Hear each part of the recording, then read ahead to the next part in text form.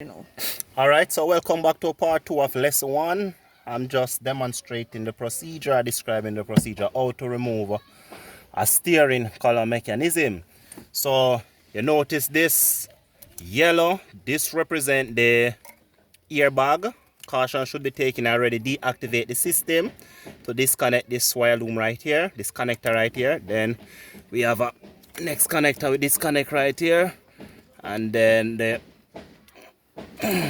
key barrel that we disconnect right here. Then the next procedure now is to disconnect this 12 nut right here. That is a coupling. So we're gonna turn this coupling, remember, turn counter clockwise.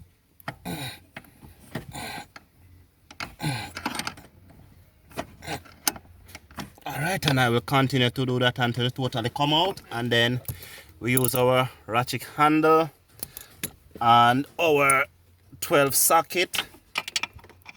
Good. And we're gonna remove these supports. So I would say you move from the bottom one right here, because when we remove these support it will drop down. So we're gonna pull this, pull it out, and remember, you want to get this thing straight as possible when replacing. So it is best if you ensure that the steering wheel is straight and you do some marking. So when you're reassembling, it is try to straight as much as possible. However, you still have to go to the alignment, man. So we're gonna pull this support bolt right here, and then pull the next one right here.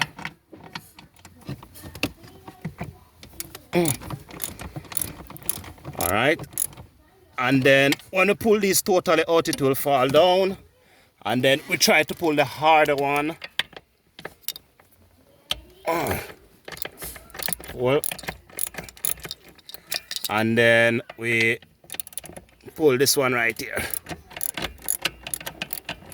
All right, and then when we pull all this bolt, it will just fall down, and then we can take it out to make the necessary changes that we want to make. So since we already have one that has been taken out already, let us look on this one here that we inspected, and is there any physical defects on this steering column right here? Let us look. So far, well,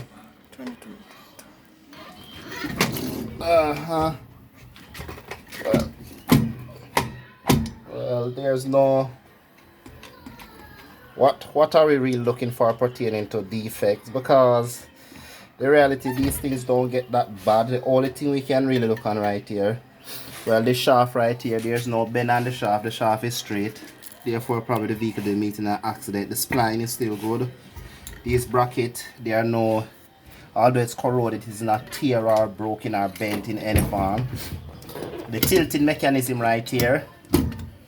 Alright, we should look on the tilting mechanism right here.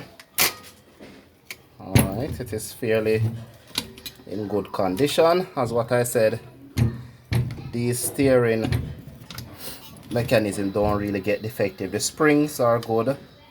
Tilting mechanism is good. Well, if the key barrel is effective, we just have to change the key barrel.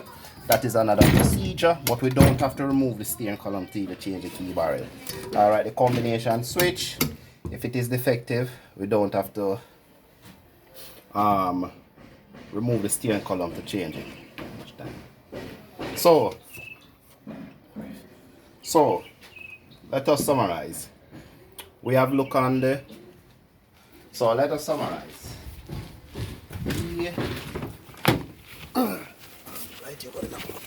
So let us summarize. We have looked on the purpose of the steering system, and we said the purpose of the steering system is to ensure the driver have directional control, ensure the driver get road feel. So if the vehicle is pulling, the driver can feel it. The steering system must support suspension movement of the vehicle.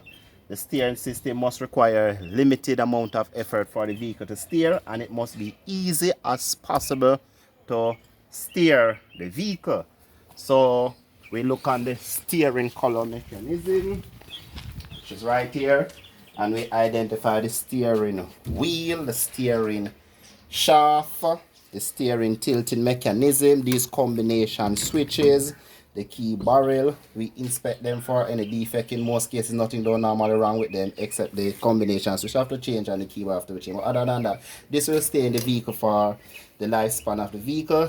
And earlier, I demonstrate and show you the procedure how to remove a steering column. So that's it for our introduction to steering system. So the next class, what we want to look on, we want to look on manual rock and pinion system. And that's it. Stop it.